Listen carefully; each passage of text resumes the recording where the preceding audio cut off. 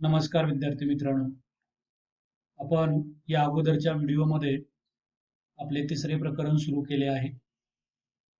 Properties of natural resources. त्यामधील आपण properties of air या संदर्भात माहिती अगोदरच्या व्हिडिओमध्ये घेतलेली आहे. Air as mass and weight. Air pressure exert करू शकते आणि एअरने एक्झर्ट केलेला प्रेशर जो आहे त्याला आपण ॲटमॉस्फेरिक प्रेशर म्हणतो. Atmospheric pressure is same in all the direction. अशा काही प्रॉपर्टीज आपण पाहिल्या होत्या. त्यानंतर बर्नौली नावाच्या सायंटिस्टने एक प्रिन्सिपल फाइंड आउट केलंय.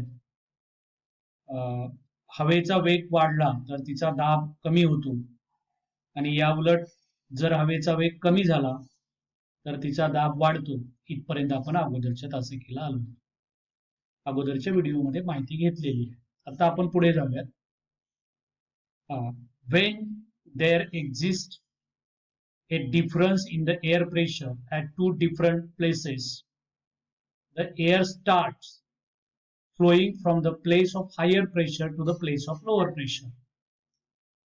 म्हणजे जेव्हा दोन ठिकाणच्या हवेतल्या दाबामध्ये फरक पडतो किंवा फरक असतो, air pressure at two different place differ असतात. Air starts flowing from the place of higher pressure to the place of lower pressure. अशा वेळेला हवा जास्त दाबाच्या ठिकाणापासून कमी दाबा असलेल्या ठिकाणाकडे वाहू लागते. त्यालाच आपण काय म्हणतो, वारा सुटला आहे किंवा at such times we feel a breeze or a wind blowing. अशा वेळी आपल्याला वारा सुटल्याचं जाणवतो. Thus, winds are an effect of the difference in air pressure. म्हणजे हवेच्या दाबामध्ये पडलेल्या फरकाचा परिणाम म्हणजेच वाहणारे वारे आहेत. त्यामुळेच वारे वाहिलेले आहेत. You will learn more about this in the lesson called winds in geography. तुमच्या भूगोलाच्या मध्ये वारे नावाचे एक प्रकरण आहे. त्याच्यामध्ये तुम्हाला याविषयी अधिक माहिती मिळेल. पण सध्या तरी तुम्ही एवढंच लक्षात ठेवा,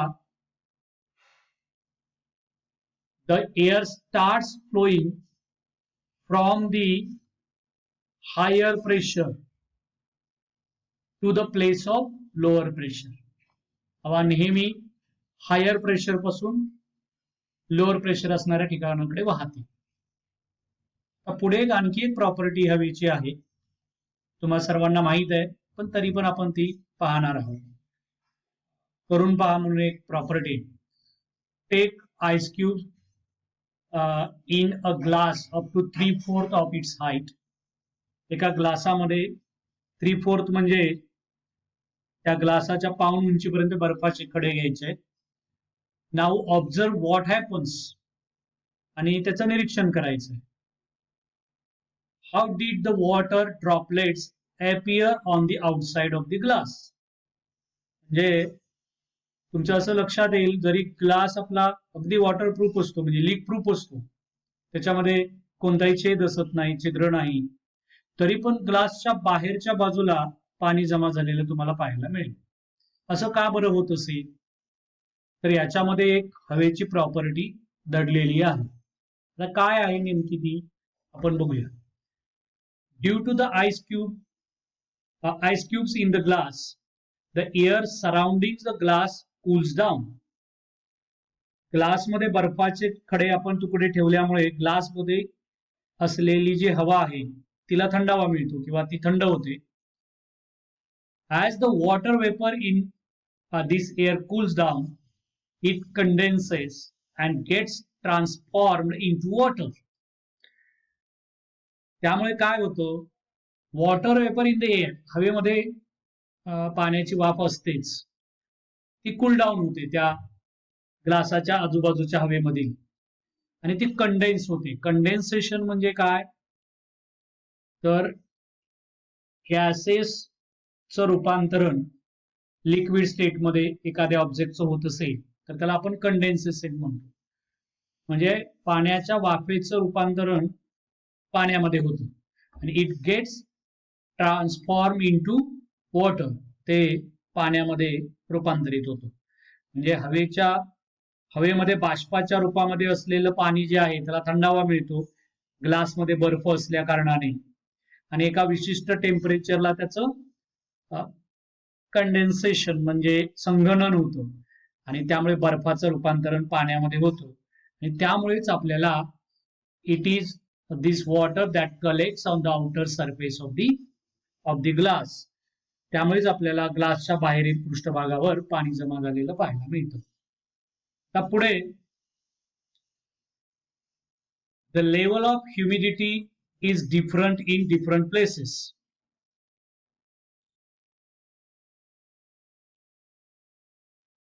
Similarly, the humidity levels also change from time to time during the period of a single day.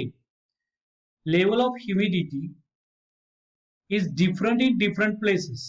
म्हणजे काय? ह्युमिडिटी म्हणजे आर्द्रता. हवेतल्या आर्द्रतेचे प्रमाण वेगवेगळ्या ठिकाणी वेगवेगळं असतं आणि त्याचप्रमाणे the humidity levels also change from time to time during the period of a single day. म्हणजे दिवसभराच्या कालावधीमध्ये सुद्धा हवेमध्ये असलेलं आर्द्रतेचं प्रमाण जे आहे ते एकसारखं असत नाही. म्हणजे सकाळी, दुपारी, संध्याकाळी वेगवेगळ्या वेळेला ते वेगवेगळं असतं. The level of humidity of the air is determined by its capacity to hold water vapor. म्हणजे हवेतल्या आर्द्रतेचं प्रमाण जे आहे ते तिच्यामध्ये बाष्प धरून ठेवण्याच्या क्षमतेनुसार ठरत असतं. During the night or at dawn, when the temperature of air is low, its capacity to hold the vapor is less. काय होतं, रात्री किंवा पहाटेच्या वेळेला जेव्हा हवेचं तापमान कमी असतं तेव्हा तिची बाष्प धरून ठेवण्याची क्षमता कशी आहे? कमी आहे. म्हणजे capacity to hold the water vapour is less. त्यामुळे काय होणार? At such times the excess vapor is transformed into water droplets. आणि त्यामुळे अशा वेळी हवेमध्ये जे जास्तीचं बाष्प आहे ते कंडेन्स होणार आणि त्याचं पाण्याच्या थेंबामध्ये रूपांतरण होणार. यालाच आपण this is what we call dew, म्हणजे आपण त्यालाच दवबिंदू म्हणतो. तर पुढे इन द आफ्टरनून, जसं रात्री किंवा पहाटे तापमान कमी असतं त्याच्या बरोबर विरुद्ध when the temperature of the air is high, दुपारच्या वेळेला दुपारी हवेचं तापमान बऱ्यापैकी वाढलेलं असतं आणि the capacity of the air to hold the moisture also increases. Temperature वाढलं की तिची मॉइश्चर धरून ठेवण्याची, बाष्प धरून ठेवण्याची कॅपॅसिटी पण काय होते? वाढते. आणि त्यामुळे काय होणार? Then compared to its full capacity to hold water, the proportion of moisture in the air is less and we feel that the air is dry. यामुळे काय होणार? टेम्परेचर जास्त असल्यामुळे तिची बाष्प धरून ठेवण्याची क्षमता वाढते आणि हवेच्या क्षमतेच्या तुलनेमध्ये तिच्यामधलं बाष्पाचं प्रमाण कसं राहतं? तसं कमी राहतं आणि अशा वेळी हवा कोरडी राहते. आपण हवा कोरडी झाली आहे असं म्हणतो.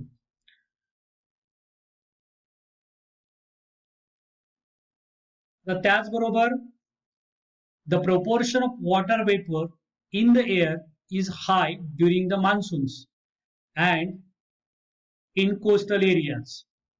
As a result we feel the dampness or humidity. पावसाळ्यामध्ये किंवा समुद्रकिनारी नेहमी हवेतल्या बाष्पाचं प्रमाण तसं भरपूर असतं इतर ठिकाणच्या तुलनेत किंवा इतर वेळेच्या तुलनेमध्ये. अशा वेळी आपल्याला हवेमध्ये डॅम्पनेस म्हणजे दमटपणा जाणवतो. आता याच्यामध्ये हवेची कोणती प्रॉपर्टी आहे? तर हवा बाष्प धरून ठेवते, म्हणजे ह्युमिडिटी होल्डिंग कॅपॅसिटी ज्याला आपण म्हणतो ते हवेमध्ये आहे. म्हणजे आर्द्रता धरून ठेवणे किंवा हवेमध्ये आर्द्रता असते. पुढे यूज युअर ब्रेन पॉवर म्हणून एक प्रश्न आहे पहा, तुम्ही याच्यावर विचार करून ठेवा. Dip an uncorked inverted empty bottle in a slanting position into the water in a white container. What do you observe? And what change takes place in a balloon on filling air in it? हे दोन प्रश्न आपल्याला विचारात घ्यायचे आहेत. तर ते प्रश्न विचारात घेण्यापूर्वी इन समर म्हणजे उन्हाळ्यामध्ये वेट क्लोथ ड्राय क्विकली, आपले ओले कपडे जे आहेत ते पटकन वाळतात. बट इन रेन्स म्हणजे पावसाळ्यामध्ये दे डू नॉट, पावसाळ्यात तसे त्याला कपडे सुकण्यासाठी थोडा जास्त वेळ लागतो. असं का होत असेल? Y is this so? असं का होत असेल बरं? असं का घडत असेल? याचं उत्तर तुम्ही विचार करून ठेवा.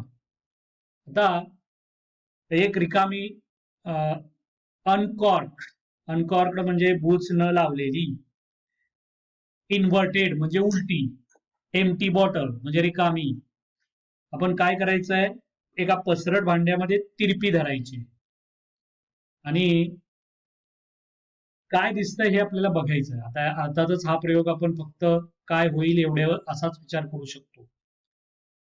What change takes place in a balloon on filling air in it? फुग्यात जर आपण हवा भरली तर त्यामध्ये काय बदल होतो? तर या दोन्ही ऍक्टिव्हिटी मध्ये तुम्हाला दोन गोष्टी दिसतील.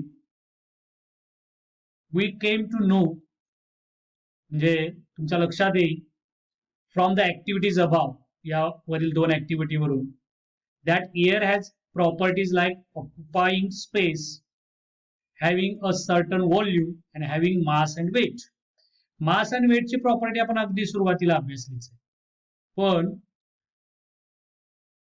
तुम्ही अशी एखाद्या बकेटमध्ये बॉटल अशा प्रकारे जर आतमध्ये तिरपी धरली, रिकामी असलेली बॉटल, तर अशी हवा बाहेर येताना तुम्हाला दिसेल. याच्यावरून आपल्याला काय समजतंय की जेव्हा हवा बाहेर येते तेव्हा पाणी आतमध्ये जातं, म्हणजे हवेने जागा काय केलेली आहे, व्यापलेली आहे. म्हणजे हवा जागा व्यापते आणि तिला विशिष्ट काय असणार, आकारमान आहे. म्हणजे हॅव्हिंग अ सर्टन व्हॉल्यूम म्हणजे air occupying space, having a certain volume आणि हॅव्हिंग मास अँड वेट, ह्या हवेच्या काही प्रॉपर्टीज आहेत. Air is a mixture of very fine particles of some gases, dust, smoke and moisture. हवा हे काही वायू, धूर, बाष्प यांच्या अतिसूक्ष्म कणांचं काय आहे, मिश्रण आहे. त्यामुळे काय होतं, when rays of light fall on this minute particles, the particles spread the light in all directions. जेव्हा लाईट म्हणजे प्रकाश किरण या छोट्या छोट्या हवेमध्ये असणाऱ्या पार्टिकल्स वर पडतात तेव्हा they scatter in all the direction, ते सर्व दिशेला काय होतात, पसरतात. This natural phenomenon is called scattering of light. लक्षात ठेवा, हे अत्यंत इम्पॉर्टंट आहे. म्हणजे हवेमध्ये प्रकाशाचं स्कॅटरिंग होतं. स्कॅटरिंग म्हणजे विकिरण, विखुरतो तो. कशामुळे? तर हवा हे गॅसेस, डस्ट, स्मोक आणि मॉइश्चर यांच्या अतिसूक्ष्म मायन्यूट पार्टिकलचं ते एक मिक्सचर आहे. आणि त्याच्यावर जर लाईट रेस पडले तर they scatter in all the direction, सर्व दिशेमध्ये ते विखुरतात. आणि हे जे लाईटचं विखुरणं आहे, त्या विखुरण्याला आपण सायंटिफिक शब्द वापरणार आहोत, स्कॅटरिंग ऑफ लाईट. ठीक आहे, आपण आज इथेच थांबणार आहोत. एक दोन प्रॉपर्टी लक्षात ठेवायचा प्रयत्न करा. Air occupying space, having a certain volume, having a mass and weight, आणि scattering of light occurred because of air. Scattering of light होतात.